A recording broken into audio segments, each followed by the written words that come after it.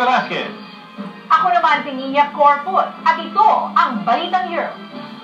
Samahan niyo po kami sa paghahatid ng mga mahalaga at makabuluhang pangyayari sa iba't ibang bahagi ng Europa. Saan man dako ng mundo, asahan niyong naroon kami, handang maglingkod sa bawat kapamilyang Pilipino.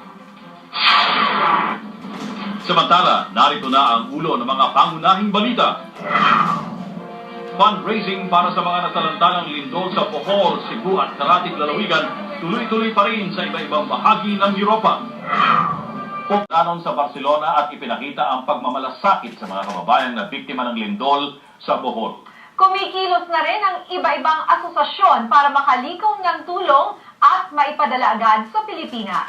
May gumawa ng donation box, may nag-fundraising at meron ding nakipag-ugnayan sa mga foundation sa Bohol. May report si Dan Juanyo. Mangangalap ng donasyon ang mga Pinoy sa iba pang bahagi ng Europa para sa mga kababayan nating patuloy na humihingi ng tulong. Iba-ibang charity at fundraising events ang kanilang ikinasa. May report si Carol Panday. Nag-prayer vigil at nag-fundraising ang mga kababayan sa Paris para sa mga nasalanta ng lindol sa Pilipinas. Kasunod ito ng panawagan sa Facebook ng TFC Cup Europe winner Vanessa Mono.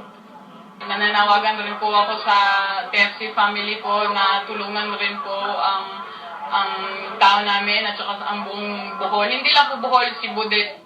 Umabot ng 4,121 euros, katumbas ng 250,000 pesos ang nakolekta sa pagtitipon.